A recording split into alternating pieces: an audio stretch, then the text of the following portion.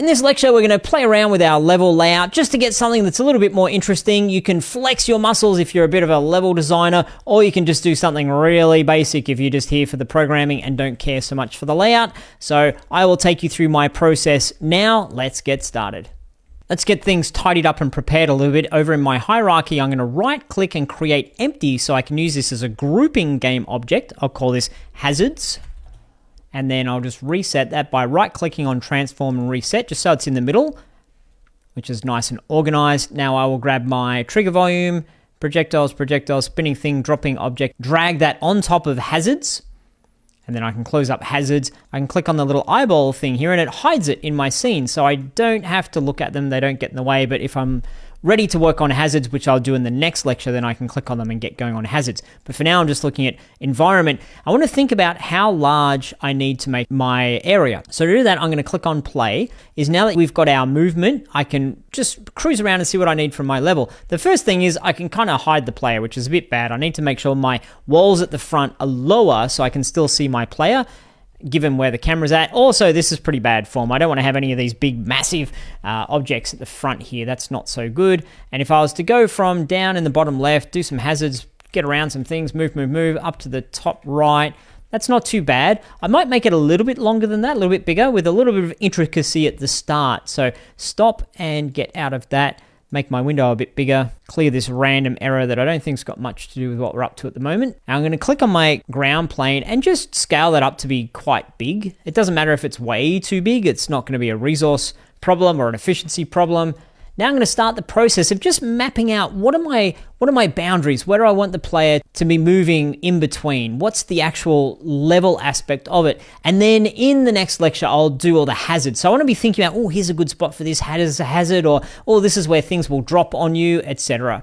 But for now, I'm just going to start the process of mushing things around a little bit just to show you what I'm talking about. So make a wall there. I can duplicate that, move it over to the side, hit E, hold down Control, so I can make a little bit of a slightly different layout. So it's not just purely a square box we're going through. We can start down here and kind of run through a little bit of maze stuff and then head into there and so on.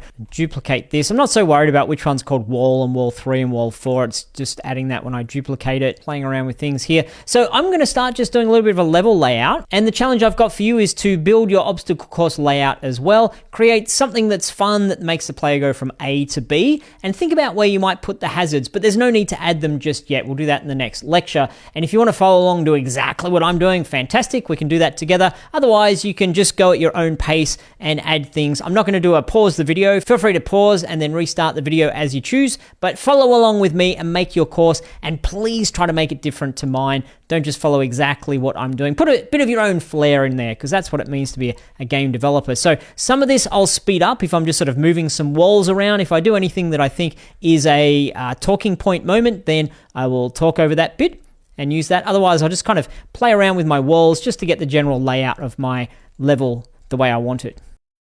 Don't be afraid to do some angled walls like that. I think that's totally fine. Doesn't all have to be super symmetrical. Maybe some angled walls this way. Yeah, why not? I'm doing it pretty fast and loose at the moment, and then I'll tidy things up and make sure all the walls touch nicely on one another and there's no gaps in it. But for now, I'm just doing it a little bit quick, duplicating, Control D as I go, putting a new thing down, just scaling it longer as I see fit. Also be thinking about, in a game, you want to be teaching the player how things work. So at the start, maybe it's just you need to navigate through a narrow gap, and it's fairly easy. It's just a narrow gap. And then over here, we'll have something that actually moves or spins. And then up here, I run through something, and that's when I can see off in the distance, probably I'd be looking this way, the projectile's flying at me. So I'm like, oh, things can fly at me when I do that. So have a think about the hazards as you're going there. But I'm going to stop talking for a bit and just do some making.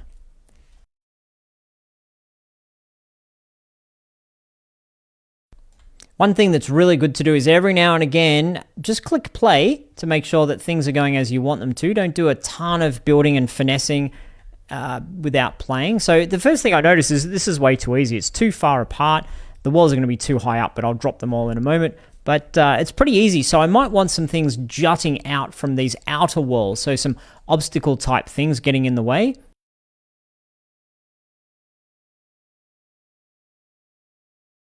You know what? I keep accidentally clicking on the ground plane. One thing that we can do is click on the little hand here, and that will allow me to not be able to select the ground itself, which is great. It means I'm not going to accidentally click on it. Just go back and deselect that when you are ready to move the ground, or if you do need to move the ground.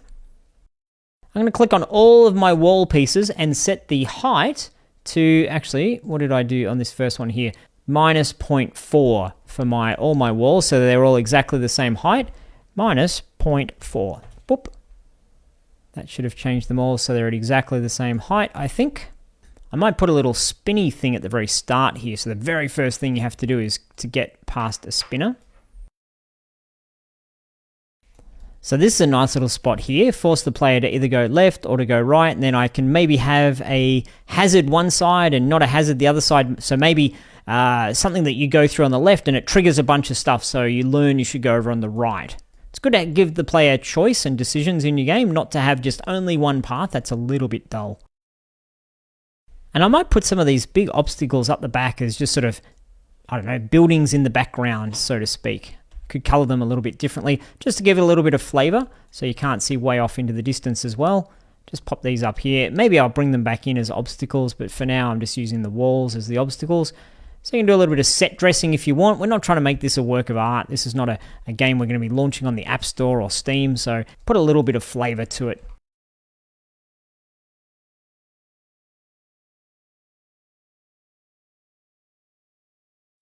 Okay, I just had a bit of an issue where I was getting an error. I had to restart Unity. Sometimes you need to do that.